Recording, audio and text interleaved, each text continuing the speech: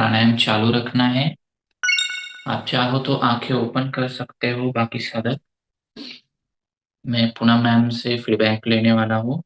बस सुन लेना और आप अपना प्राणायाम चालू रखना। ठीक है। पहले थोड़ा सा इंफॉर्मेशन दे देता हूँ। पूनम मैम वर्किंग वुमेन है और उनको एमएच का इशू था। ठीक है। और फेलोपियन ट्यूब का इशू था। एमएच मतलब जो मैंने पहले भी बताया है, एंटी मिलरियन हार्मोन होता है। अब तक मेरे पास एमएच की जो प्रॉब्लम है वो करीब करीब 70% महिलाओं को ये प्रॉब्लम है। ऐसे लोग आ रहे हैं कि किसी किसी का एमएच बहुत लो होता है, किसी किसी का एमएच बहुत हाई होता है, तो उसको हाई एमएच बोलते हैं। लो होता है तो उसको बोलते हैं लो एमएच। लो मतलब वो बिलो 2 होता है, 2 पॉइंट के नीचे होता है। ठीक है।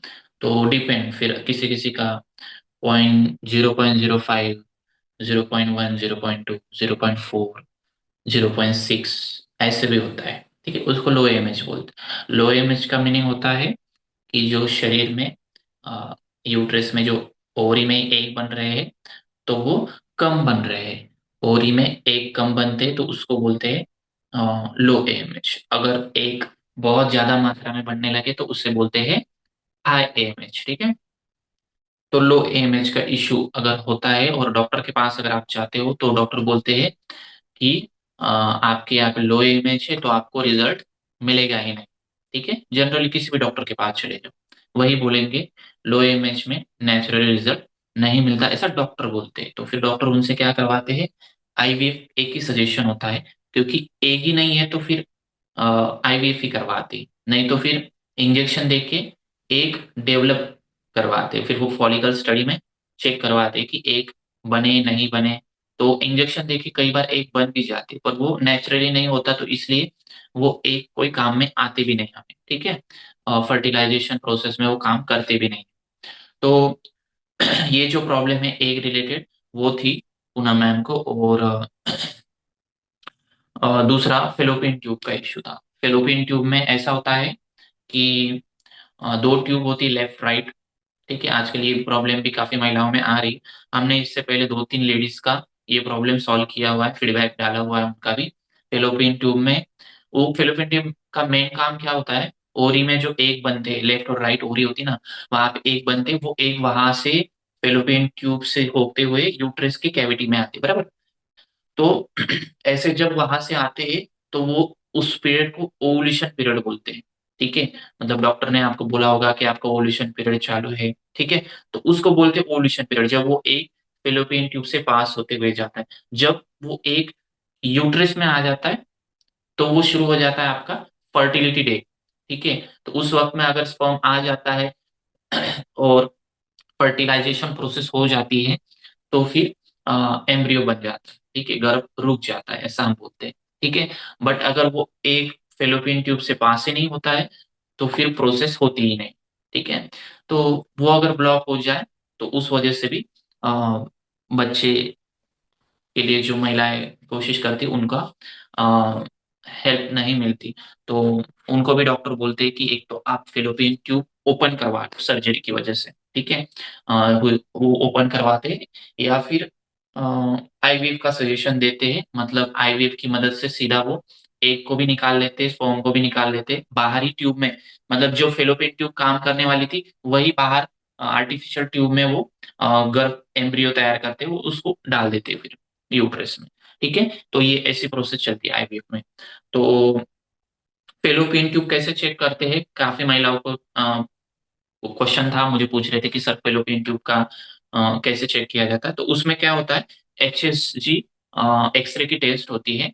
वो जो एचएसजी एक्सरे की टेस्ट होती है उसमें क्या करते हैं, यूट्रस में डाई इंजेक्ट करते हैं। ठीक है।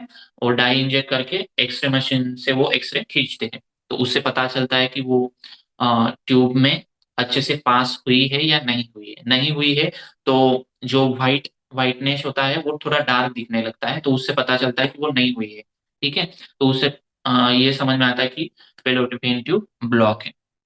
ब्लॉकर होने के रीजंस क्या होते हैं, सबसे बड़ा रीजन होता है इन्फेक्शन। ठीक है, जिसे पीआईडी बोलते हैं, पेल्विक इन्फ्लेमेटरी डिसीज। ठीक है, उस वजह से फेलोपियन ट्यूब ब्लॉक हो जाती है। काफी महिलाओं में इन्फेक्शन का इश्यू होता है, इसलिए मैं बोलता हूँ ना कि थोड़ा 3-4 महीना थोड़ा बॉडी को डिटॉक्स वगैरह कर लो, अ, थोड़ा मूवमेंट दो, रिप्रोडक्टिव सिस्टम को बूस्ट कर लो, इन्फेक्शन वगैरह की प्रॉब्लम सॉर्ट आउट हो जाती है। ठीक है, इसलिए काफी लोगों का ये प्रॉब्लम ठीक होते ही फेलोपियन ट्यूब ओपन हो जाती है, अगर इन्फेक्शन की वजह से हो तो। दूसरा होता है एंडोमेट्रियोसिस। ठीक है, एंडोमेट्रियोसिस में भी एंडोमेट्रियम टिश्यूज होते हैं जो यूट्रस के बाहर बढ़ने लगते, ग्रोथ होने लगती है उसकी, तो उस वजह से भी फेलोपियन ट्यूब ब्लॉक हो जाती। तो वो लाइफ टाइम नहीं रहते वो टिश्यूज, वो हर महीने वो कम कम होते जाते हैं। अगर आप वहां पे मूवमेंट करते रहो, एक्सरसाइज करते रहो, तो वो कम कम होते जाते हैं। ठीक है, उसके लिए उपाय एक ही होता है कि एक तो वजन ज्यादा है तो कम करो, कम है तो थोड़ा सा बढ़ा लो। ठीक है, मतलब एवरेज कर लो। और दूसरा होता है कि एंटीऑक्सीडेंट रिच फूड खाओ, वेजिटेबल्स, फ्रूट्स उनका यूज करो, उससे भी जो ये प्रॉब्लम है आपकी एंडोमेट्रियोसिस की वो ठीक हो जाती है। ठीक है, और काफी हर्ब्स आते हैं, टीज आते हैं, उनका भी यूज किया जाता है, तो वो कंसल्टेंसी में करने से वो सॉर्ट आउट करवा देते हैं। ठीक है, तो अभी हमें मैम से ही पूछ लेता हूँ। मैम, आपका फर्स्ट नेम बता देना, ठीक है, और आपका जॉब, आपका रूटीन बता देना। ठीक है, आपकी एज, और क्या प्रॉब्लम थी, कितने महीने में सॉल्व हुई, नेचुरली हुई या कोई मेडिसिन वगैरह करवानी पड़ी। ठीक है। नमस्ते, मेरा नाम पूनम अश्विन आपसे है। मेरी एज 33 ईयर्स है। मैंने 6 महीने पहले यशवंत सर के पास योगा और डाइट प्रोग्राम चालू किया था।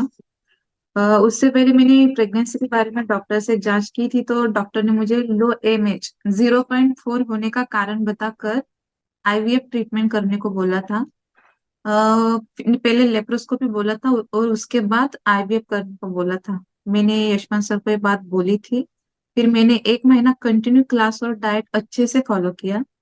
पर मेरा प्रोफेशन पीएसआई होने के कारण, पुलिस ड्यूटी के कारण, मेरा शेड्यूल ज्यादा बिजी और काफी स्ट्रेसफुल था। इस वजह से मैं क्लास कंटिन्यू नहीं कर पाई। पर मैं 1-2 महीने डाइट फॉलो करती थी। कभी कभार छुट्टी मिलती थी तो मैं योगा भी करती थी। उसके बाद मैंने 1-2 महीने के बाद फिर से मैंने डॉक्टर से जांच की, तो उस टाइम मेरा एएमएच बढ़ गया था। उसी योगा की और डाइट की वजह से एएमएच बढ़ा था। पर डॉक्टर ने मुझे फिर से दोनों ट्यूब, फॉलोपिन ट्यूब ब्लॉक होने का कारण बताया था। फिर मैंने तुरंत ही उसी दिन मैंने यशवंत सर से बात भी बोली थी, ये बताया था और उनसे सलाह ली थी। पर सर ने मुझे एक ही बात बताई थी कि आप योगा और डाइट कंटिन्यू करना, आप योगा पे विश्वास रखना। तो मैंने सर की बात सुनी और मैंने फिर से 3 महीने अच्छे से योगा और डाइट फॉलो किया। और 3 महीने के बाद मुझे नवंबर में ये प्रेगनेंसी की कंसीव होने का रिजल्ट मिला। सर ने मुझे एक ही बात बताई थी कि आप योगा और डाइट पर विश्वास रखो, आप हार मत मानना। और मैंने वो आईवीएफ करने का मतलब वो ध्यान में ही नहीं रखा, मतलब वो मैंने डिलीट ही कर दिया मन से कि वो आईवीएफ करना है। मैंने निरंतर अच्छे से योगा और डाइट फॉलो किया। मैं मेरे सभी सहेलियों को बताना चाहती हूँ कि आप भी हार मत मानना, आप योगा और डाइट अच्छे से फॉलो करना, आपको रिजल्ट 100% मिलेगा। आपकी एज क्या थी मैम? मेरी 33 ईयर्स थी। ठीक है, तो देखो, 33 एज है, तो ये भी दिमाग से निकाल दो कि अभी आपकी तो फिर भी 33 है। मेरे पास एक क्लाइंट है, उनकी तो 24 एज है, अभी से टेंशन ले रहे हैं। ठीक है, तो कोई बात ही नहीं टेंशन लेने की, एज मैटर नहीं करती।